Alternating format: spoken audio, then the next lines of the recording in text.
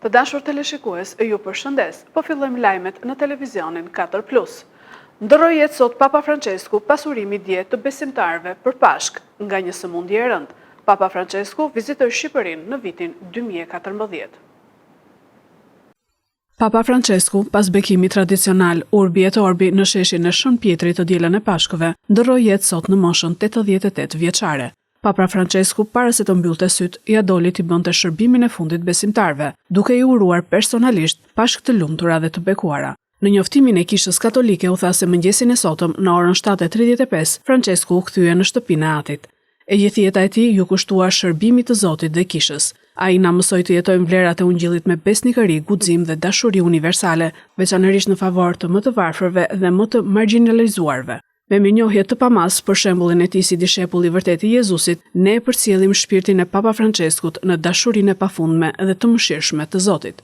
Ati i shenjtë u shua në rezidencën e tij në Vatikan. Më 21 shtator të 2014-s, ati i shenjtë vizitoi Tiranën, udhëtimi i tij i parë si pap në Evropë, ku prit nga mira besimtarë dhe qytetarë që mbushën bulevardin qendror të Tiranës.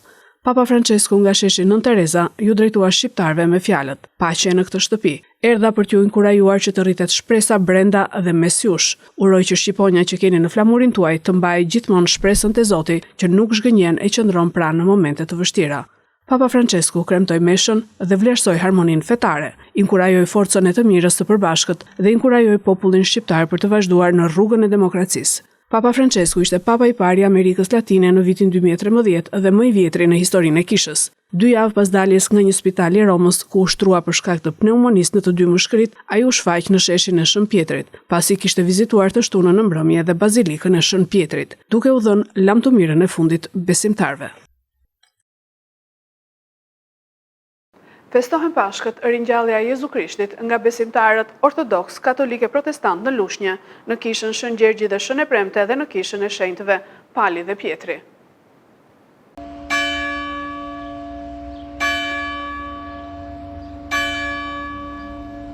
Ortodoksët, katolikët dhe protestantët festuan dje Pashkën, ringjalljen e Jezus Krishtit. Besimtarët ortodoks kremtuan festën e Pashkëve në kishën e Shën Gjergjit dhe Shën e Premte në drejtimin e Atgorit, kurse besimtarët katolik në kishën e shenjtëve Pali dhe Pjetri në drejtimin e Don Pavlit. Kjo ditë festive u shoqërua me vezën e kuqe që është karakteristike e kësaj feste, me urimin e besimtarëve për njëri tjetrin për shpresë e dashuri, tingujt e këmbanave, me qërinj të ndezur për veten, familjen dhe për lutjet e ndryshme të besimtarëve. Në të dyja kishat u dha mesazhi se ringjallja është një moment reflektimi shpirtëror dhe ripërtëritje e vlerave të besimit, mirësisë dhe mëshirës. Krishti u ngjall. Ky është mesazhi i mbar botës së krishterë sot. Zoti fitoi, triumfoi mbi vdekjen. Këtë mesazh, këtë urim ja përcjell të gjithë besimtarëve të qytetit të Lushnjës, të krishterë dhe vetëm, Pashk të gëzuar dhe Zoti qoftë me ata gjithmonë. Zoti t'i bekojë dhe t'i shiderojë edhe t'i drejtojë ata drejt shpëtimit. Gëzuar nga mot edhe Zoti qoftë gjithmonë pranë jush. Ditën e parë të javës në mëngjes, ende e pa dalë drita, erdhi Maria Magdalene te varri dhe pa se guri ishte hequr prej varrit. Atëherë erdhi me vrak të Simon Pjetri dhe tek ai nxënësi tjetër, të cilin Jezusi e donte dhe u tha: "E kanë marrë zotërinë prej varrit, e nuk dim se ku e kanë vënë." Atëherë dolën Pjetri dhe ai nxënësi tjetër, e u nisën drejt varrit. Vraponin të dy bashkë, por ai nxënësi tjetër ja kaloi Pjetrit dhe arriti i pari te varri.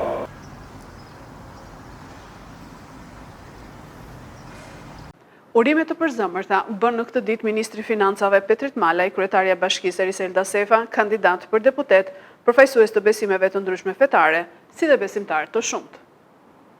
Urime të përzemërta me rastin e festës së Pashkëve pritën kisha e Shën Gjergjit dhe Shën e Premte, si dhe kisha e shenjtëve Pali dhe Pjetri nga Ministri i Financave Petrit Malaj, Kryetarja e Bashkisë Riselda Sefa, kandidat për deputet, përfaqësues të besimeve të ndryshme fetare, si dhe besimtar të shumtë. Ministri Malaj uroi besimtarët e krishterë për Pashkët dhe i quajti këtë ditë si fitoren e shpresës mbi dëshpërimin. Ngjallja e Krishtit simbolizon fitoren e jetës mbi vdekjen, simbolizon fitoren e dashurisë mbi frikën dhe urrëtitjen, simbolizon fitoren e shpresës mbi dëshpërimin. I uroj të gjithë besimtarëve të krishterë që në këto Pashk të kenë sa më shumë gëzime, sa më shumë paqe, sa më shumë shpresa në jetët dhe familjet e tyre. Gëzuar Pashkët. Kryetaria Sefa uroi që drita e ringjalljes të mbush shpirtrat dhe vatrat e familjeve lushnjare. Nga kisha e Shëngjergjit këtu në Lushnjë, dua të uroj të gjithë besimtarët ortodoks, katolik dhe protestant të Lushnjës, por edhe të gjithë qytetarët, gëzuar Pashkët, drita e ringjalljes mbush zemrat dhe vatrat e familjeve të tyre. Sa më shumë bekime në familje, dashuri, mirësi, gëzuar.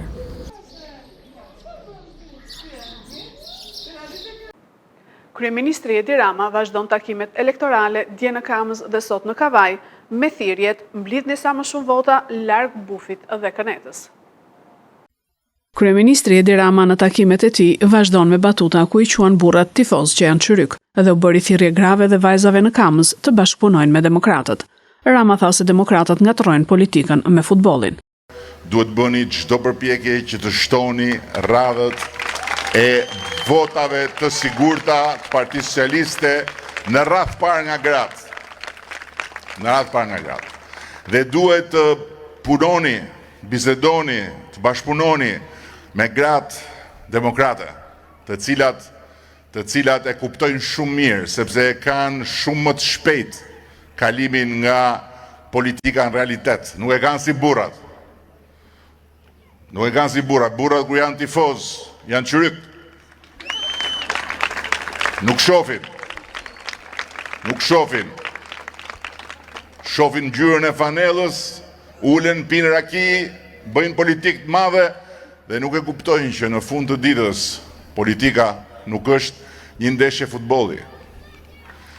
Zgjedhjet nuk janë një stadium edhe vota nuk është i bilet për ta prerë që të shkosh të shohësh edhe të bërtasësh për skuadrën. Kjo është një zgjedhje për si do shkojnë të gjitha punët e mira përpara. Dhe në rastin konkret, për 11 majin, kjo është një zgjedhje shumë më e madhe se sa si do shkojnë punët përpara. Kurse në takimin me të rinj në Spille, kryeministri Edi Rama me tone ironike tha se Bufi nuk lë krevat pa hyrë. Mbase një pjesë e juaja nuk e mban mend mirë se si ka qenë Kavaja apo Rogozhina, se keni qenë shumë të vegjël, mbase disa për jush e mbajnë mend mirë momentin kur Partia Socialiste për herë të parë mori besimin e qytetarëve të Kavajës dhe faktikisht e nxori Kavajën nga një grop e madhe ku e kishte lënë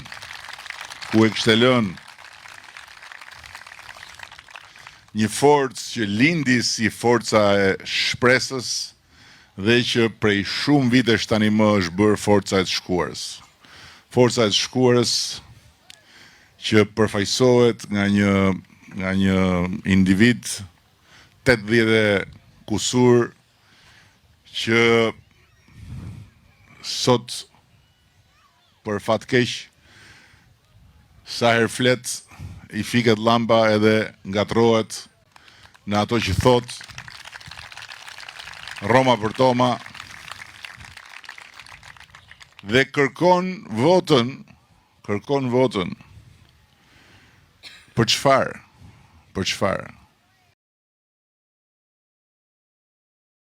Kryetari i Partisë Demokratike Sali Berisha u paraqit sot në SPAK për çështjen Partizani. Berisha para gazetarëve akuzoi kryetarin e SPAK, Dumanin. Kryetari i Partisë Demokratike Sali Berisha u paraqit rreth orës 9 këtë të hënë në prokurorinë e posaçme për të zbatuar masën e sigurisë, detyrim paraqitje, ku u prit nga militant të PD-s. Para gazetarëve, Berisha hodhi akuza ndaj kryetarit të SPAK, Altin Dumani. Para kamerave, ai lexoi edhe shënimin lënë për të pranë oficerit të policisë gjyqësore. Gjithashtu Berisha dha një mesazh edhe për të paraburgosurit. Ardha ime shërben si dëshmi e përbotshme e keq përdorimit politik të drejtësisë nga narkotrafikanti Edi Rama për të luftuar kundërshtarët politik. Hetimi shterrues 4 vjeçar, siç e ka quajtur skapi dhe vetingu 32 vjeçar familjar i Sali Berishës ka provu asaj dhe familjarët e tij nuk kanë përfituar kur asnjë favor dhe se kursimet e tyre janë në përputhje me ligjet e vendit, përbëjnë gjithsej në 54 vite 100.000 euro dhe 40 metër katror një apartament më të madh se ai që kishte në diktaturë. Dumanit të Rams i lash një shënim. Mbyllja e aferës me Gonigal nga Altin Dumani përbën një krim ndërkombëtar. Krim ndërkombëtar.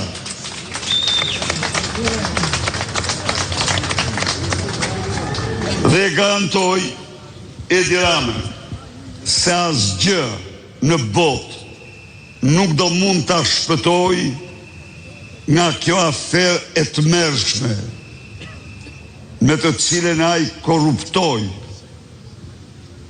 njeriun kryesor që sipas gjykatësit amerikan kishte detyrë të mbronte qytetarët amerikan nga korrupsioni, por u korruptua vetë duke marrë parat e Edi Ramës. Shqipëria është një olla e zezë e turpit në Europë dhe nga më të zezat në botë. Sepse Shqipëria mban në burgje 67% të gjithë popullatës së burgjeve është në paraburgim dhe nuk ka dëshmi më madhore torture se sa kjo. Në këtë vend ka pushuar së funksionori prezumimi i pafajësisë një parim shekullor i drejtësisë. Këto ishin lajmet tona për sot. Lajmet i gjeni dhe në internet në website-in 4plusmedia.tv. Bashkë mirupafshim.